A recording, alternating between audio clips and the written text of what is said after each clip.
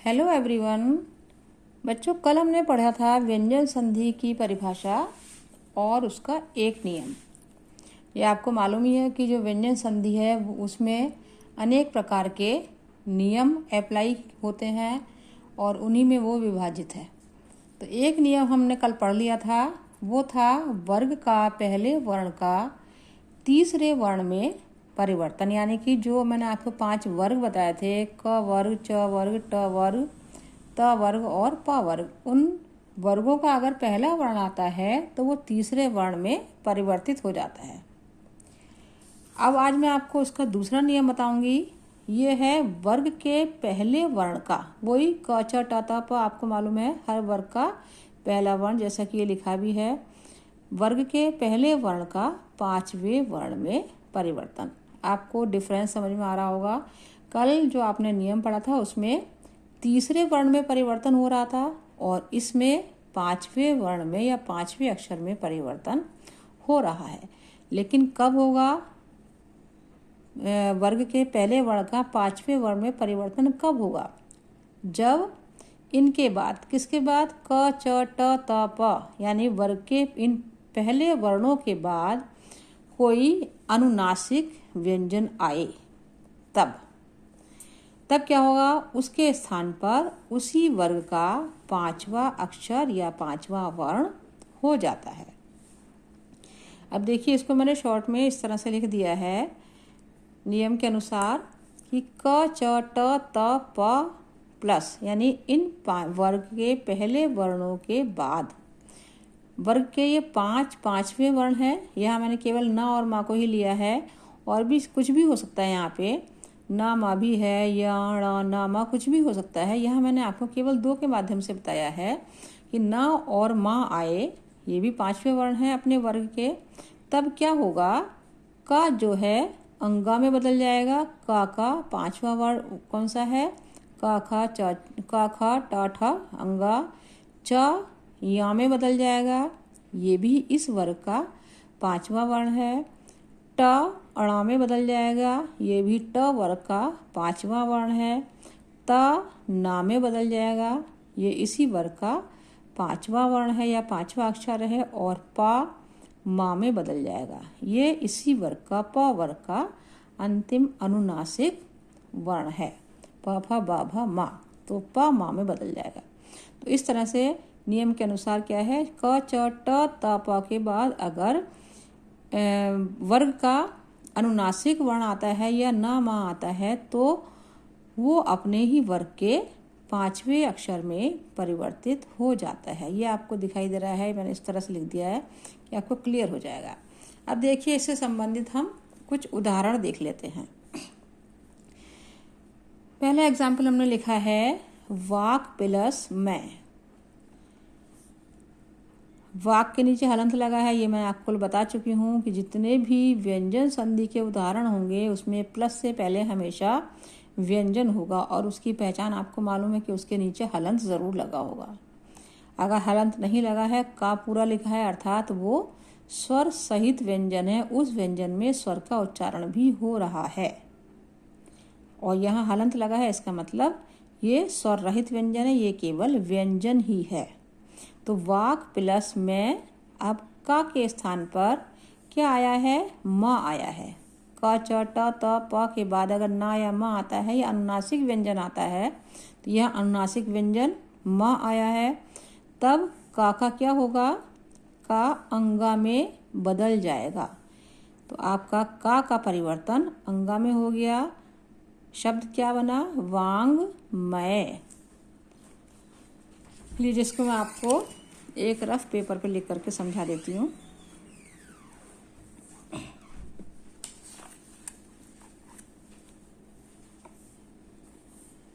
दूसरे नियम के अनुसार उदाहरण पहला, फर्स्ट उदाहरण है आपका वाक प्लस मैं। नियम क्या है? क च ट त प के बाद अगर कोई अनुनासिक व्यंजन या ना या मा आता है तो वो अपने ही वर्ग के 5वें अक्षर में बदल जाता है। तो यहाँ पे क्या आया है? अपने वर्ग का पहला वर्ण का आया है और यहाँ पे माँ आया है। ये किस में बदल जाएगा? ये अंगा में बदल जाएगा। तो यहाँ पे आपको क्या शब्द मिलेगा? वांग। ये देखिए आधा है, स्वर रहित है, इसलिए यहाँ पे भी हम हलंत ज़रूर लगाएंगे। ये आपका शब्द बना वांग्मय। दूसरा शब्द है उन्नति। विच्छेद होगा इसका उत प्लस नति। ता अपने वर्ग का प्रथम वर्ण है, क च ट त।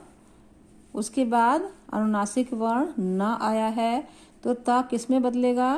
ता अपने पंचम अक्षर यानी त थ द न में ही बदल जाएगा।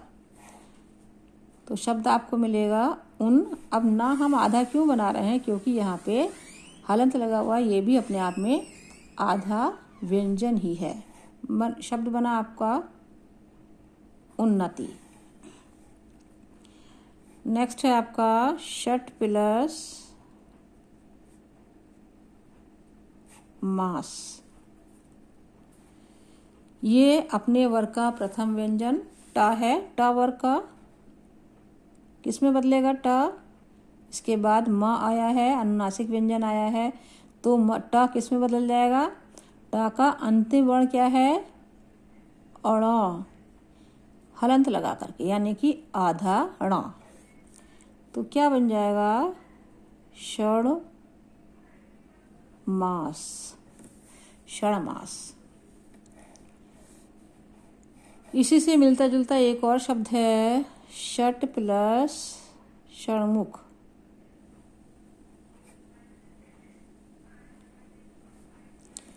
यहाँ पे देखिए ट वर्ग का प्रथम व्यंजन ट है और ये अनुनासिक व्यंजन है। अब आप यहाँ देख करके ऊ की मात्रा देख के ये कंफ्यूज मत होना कि ये पहले ऊ आएगा। ये आपको मालूम है कि पहले माँ है फिर ऊ है।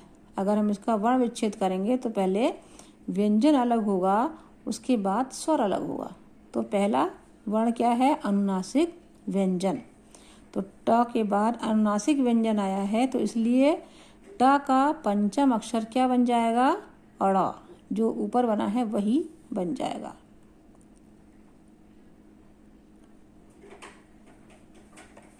ये आपका षणमुख शब्द बना। एक शब्द आपको याद होगा जगन्नाथ। सुना है आपने, अक्सर एग्जाम में आता है। ये भी आपका इसी संधि के अंतर्गत आएगा। जगत प्लस नाथ। देखिए त के बाद त वर्ग का पहला वर्ण ता है, ये आपका अनुनासिक वर्ण है, तो ता के स्थान पे क्या हो गया? ना। त थ द ध ना। ना कैसा है? यहाँ हलंत लगा हुआ है, आधा ता है, तो यहाँ भी आधा ना ही होगा। तो इसलिए शब्द आपको इस तरह से प्राप्त होगा जगन्नाथ। दो अब ये ध्यान रखने वाली बात है, आप लोगों के दिमाग में एक ये सवाल भी आ सकता है कि जब हम यहाँ पर इस तरह से लिख रहे हैं तो शब्द के बीच में हम आधा ना इस तरह से क्यों लिख रहे हैं? तो इस चीज़ को हमेशा ध्यान रखिए, कभी भी हलंत वाला वर्ण दो वर्णों के बीच में नहीं लिखा जाता।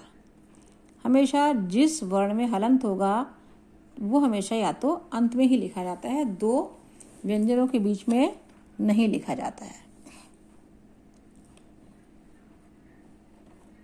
उसके बाद देखिए उन्मत्त। ये उदाहरण भी आपका इसी में आ जाएगा, उत प्लस मत। ता के बाद म आया है, अनुनासिक व्यंजन म है, तो ता किस में परिवर्तित हो जाएगा? त थ द ध ना। अपने ही पंचम अक्षर या अपने ही अनुनासिक वर्ण में परिवर्तित हो जाएगा। शब्द क्या बनेगा? उन्मत्त। ये आपको अगर यहाँ पे उन्मत्त होता तो आपका यहाँ पे उन्मत्त बन जाता। केवल परिवर्तन प्लस से पहले होगा, ता के स्थान पर ना हो गया। तो आपने देखा जितने भी मैंने आपको उदाहरण बताए हैं उसमें हर एक में प्रत्येक उदाहरण में क वर्ग का पहला वर्ण क आया है, यहाँ ता वर्ग का प्रथम वर्ण ता आया है, और ट वर्ग का प्रथम वर्ण ट आया है, और ता वर्ग का प्रथम वर्ण ता आया है, इसमें भी यही वर्ण आया है।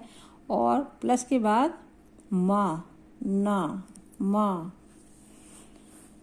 और ना, यानी कि अनुनासिक व्यंजन आए हैं। और इस नियम में क्या होता है, वर्ग का जब ऐसी स्थिति होती है, कोई अनुनासिक व्यंजन आता है क च ट ता पा के बाद, तो ये क च ट ता और पा जो कि अपने वर्ग के पहले व्यंजन है, प्रथम अक्षर हैं, वो अपने ही वर्ग के पांचवें वर्ण में या पांचवें अक्षर में परिवर्तित हो जाते हैं। यह है आपका व्यंजन संधि का दूसरा नियम। अब आपको दोनों नियम को बिल्कुल अलग अलग ध्यान से याद करके रखना है। देखिए, वहाँ जो तीसरे वर्ण में परिवर्तन हुआ था, वहाँ बहुत सारी चीज़ें थीं। वहाँ 4 चीज़ें थीं कि वर्ग के अगर पहले क च ट त प के बाद किसी भी वर्ग का तीसरा वर्ण आए, चौथा वर्ण आए, यारा लावा आए या फिर कोई स्वर आए, ये 4 चीज़ें आ रही थी वहाँ। तब इस कंडीशन में वो जो पहले वाला वर्ण है वो तीसरे वर्ण में परिवर्तित होगा। इस नियम में क्या है, इस नियम में पहले क च ट त प यानी अब वर्ग का जो पहला वर्ण है उसके बाद अगर अनुनासिक व्यंजन आता है, ना मा भी अनुनासिक व्यंजन है, आपको मालूम ही है, तो अगर अनुनासिक व्यंजन आता है तब क च ट त और पा दोनों ही ये सारे सभी अपने ही वर्ग के पांचवें अक्षर में परिवर्तित हो जाएंगे। तो इन दोनों नियम को आप ध्यान से रिवाइज करिएगा, जिससे कहीं पे कोई भी मिस्टेक ना होने पाए।